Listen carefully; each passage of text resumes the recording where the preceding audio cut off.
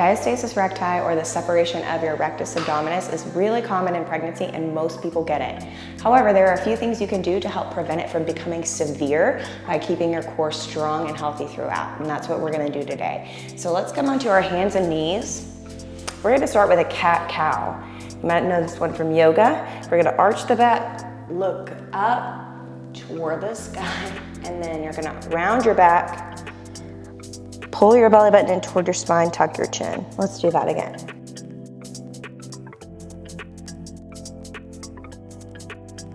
Just keep flowing through it at your own pace.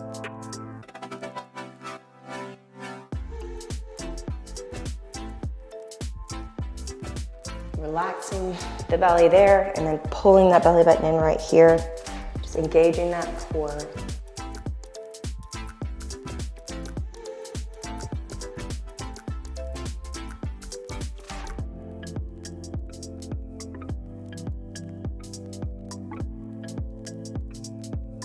It's a great stretch for your spine as well. We're gonna move on to a bird dog. So hands under shoulders, knees under hips. We're gonna extend the right arm and the left leg straight back. Here we go, lift and switch sides. So opposite arm, opposite leg. You can flex or point your foot. Your arm is about shoulder height when it comes up, and your leg is about hip level or a little lower. We don't want to go too high with that leg because that will take that work too much into the low back and could cause excess pressure. And then we want to keep everything balanced as well, and that will help with that. So really press evenly through that hand and leg that's on the ground. Brace your core as you lift by pulling your belly button in toward your spine. That's what I mean when I say brace your core. You're sucking that belly in, like you've got Spanx on, but you're still breathing. You aren't like holding your breath, just keeping that inner abdominal wall engaged. All right, we're gonna do a bird dog crossover. So this time we're gonna extend one arm and one leg. So let's say right arm, left leg, and we're gonna take that knee to the elbow. Here we go. Extend, crossover, knee to elbow, extend, knee to elbow.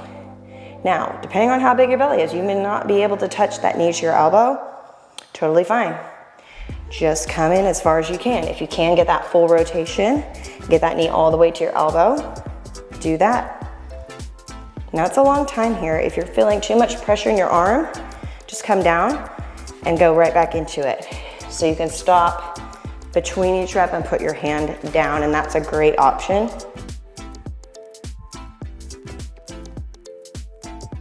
But remember, we want to keep that shoulder over the wrist and the front arm, so we're not pushing back. That way we keep that work in the shoulder, in the core, and we're working safely. Rest. We're gonna do that same thing, other side now. You can push back into the hips if you want to for a second, and we're gonna come right back forward, reset everything.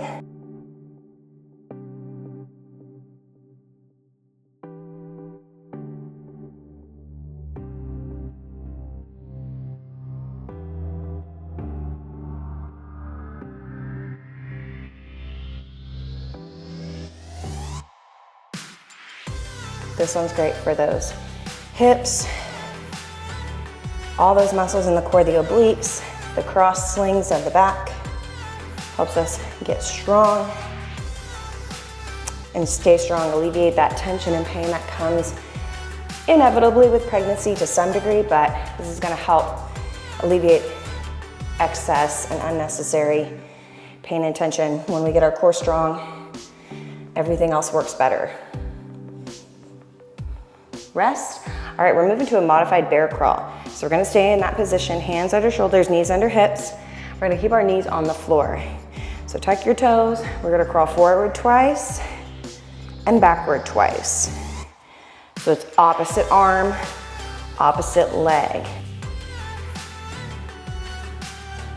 Now, you might find it's pretty easy here, but you're still figuring that coordination out, and we're working those muscles in the core, the hips.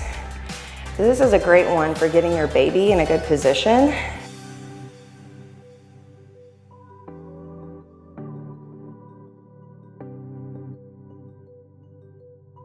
It's really gentle too. So you can do this one throughout your pregnancy. You can do this whole workout throughout your pregnancy, of course. But my suggestion is definitely start early. All right, we're resting. We're moving to a clam hip lift. So come down onto one side, one forearm, 90 degrees. Heels and hips in line, knees together, heels together. We're gonna lift the hips, open those knees, and then close. Open, close. Now you've got two options here. You can keep this hip lifted or you can put it down. But what I'm still doing here is lifting my waist. I'm lifted out of that bottom arm, so I'm not here, right? I'm not collapsed into that arm. I'm pushing out of the floor, using my waistline, using my arm. And if you feel good, join me back up here. You can always come up for a few, go down for a few, do a combination. Again, it's your workout. Try to show you lots of options so you can get the best workout for you. It doesn't mean that the easier option is not effective. It is more effective in some cases for you to modify than to do the advanced and not do it well.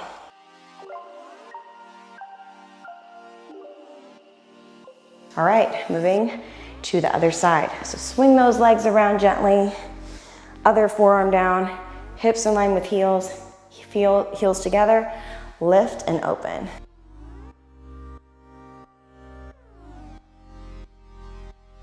That helps. You can look up, you can lift the arm up if you want to, like this. Whatever you feel like doing, but again, you're lifting through that bottom waistline, keeping those heels together.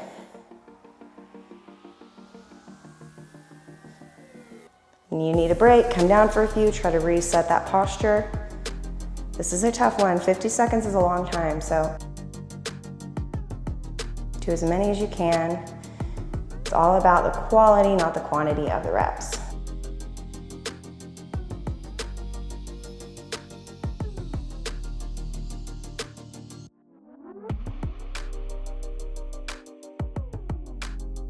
Rest. All right, we're moving to a side forearm plank. So I'm gonna stay, move over to the other side, onto the forearm, bottom leg bent, top leg straight, hand on hip. Let's lift up, and then we lightly tap that hip, push it back up. So just like those clam hip lifts, I want you to keep your waistline lifted. So I'm barely tapping that hip. That way you're not collapsing into the arm every time. You're staying strong in the core.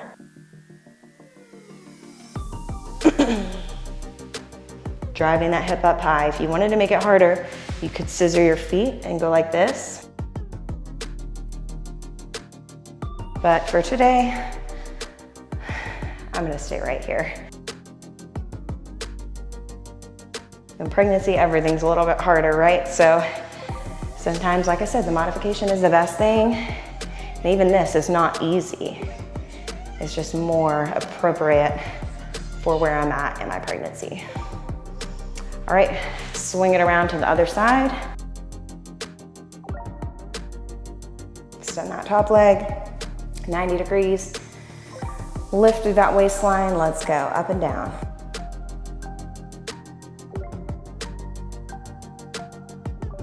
Very soft tap of that hip.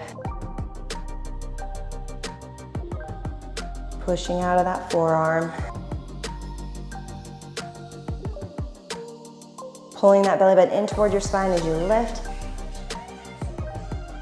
Feel that abdominal wall working hard. We're really focusing on building that inner core here, that transverse abdominis. That's what's gonna help us stay strong, even as our rectus abdominis, or those outer abdominal wall muscles, start to open up because we get bigger, because we gotta make room for baby. Keeping that TVA strong will help us recover faster and avoid that severe diastasis. All right, moving on to our last exercise, tabletop bridge. Hands under shoulders, fan those fingertips out. Feet a little bit in front. We're gonna lift those hips up and then tap. Up and then tap. So I'm driving my hips up high, as high as you can get them. Might not totally be level or like a flat table, but no big deal. You got a bump in there too, so. Push out of your heels. You don't even have to put your toes on the ground if you don't want to. If you feel good, you can speed it up a little bit. But again, try not to push away forward from those shoulders. I'm gonna keep those hands under the shoulders for the most part.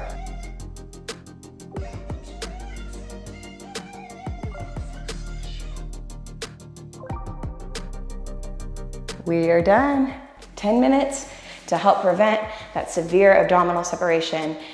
Take heart, everybody I know has gotten diastasis recti and has recovered from it. But if you do the work now, get your core strong during or before pregnancy, it's gonna help that much more postpartum with healing your diastasis. So keep doing this workout. Again, don't be discouraged if you do get diastasis. Most people get it and it's unavoidable to an extent, but doing this workout and other core workouts like I've got on my channel for postpartum, pregnancy, and beyond are gonna help. So I hope you liked it. Let me know in the comments what you think, and I will see you next time.